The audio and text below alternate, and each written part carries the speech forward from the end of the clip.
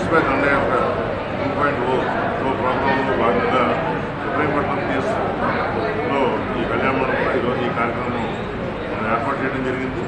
దీంట్లో మండలంలో ఉన్న ఈ డ్రగ్ సంబంధించిన అనుమానితులు కానీ, గతంలో తాగిన వారిని కానీ, కేసులు ఉన్న వారిని కానీ, అలాగే చిరునత కలిగిన వారిని కానీ, అలాగే రౌడీ షీటర్స్ కానీ, సస్పెండ్ షీటర్స్ కానీ, ఇలాగ వీళ్ళందరినీ కూడా మేము సుమారు ఒక 1000 మందిని స్క్రీనింగ్ చేసి దానిలో 95 మందికి ఈరోజు పరీక్ష చేయగా 20 మందికి పాజిటివ్ రావడం జరిగింది.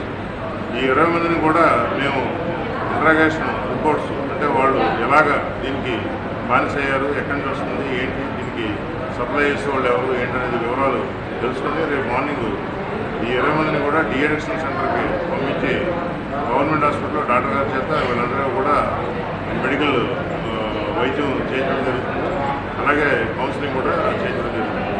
తదుపరి గ్రామాల్లో ఎవరైనా అనుమానంగా ఈ డ్రగ్స్ తాగుతున్నారని ఏదైనా అనుమానం ఉంటే వారి గురించి 1972 కానీ, అలాగే 112 కానీ, లేదా లోకల్ పోలీస్ స్టేషన్ కానీ వారి పేర్లు చెప్తే మేము చెప్పిన వారి పేర్లు గోప్యంగా ఉంచి ఎవరైతే డ్రగ్స్ బారిన పడ్డారో వారందరినీ కూడా మేము సెక్యూర్ చేసుకుని వాళ్ళకి టెస్టులు చేయించి వాళ్ళు మళ్ళీ మామూలు మనుషులుగా తీర్చిదిద్దాలనేది ఈ కార్యక్రమం.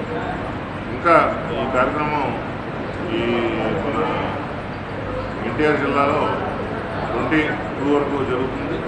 ఈ పోలీస్ స్టేషన్ లిమిట్స్లో మళ్ళీ ఇంకొక కార్యక్రమం కూడా ఇదే కార్యక్రమం మళ్ళీ త్వరలోనే మళ్ళీ పెట్టుకోవడం, అలాగే మా 7 పోలీస్ స్టేషన్ లిమిట్స్లో కూడా సెకండ్ టైం కూడా ఇంకా ఈ ప్రోగ్రాం పెట్టాలని భావిస్తున్నాం.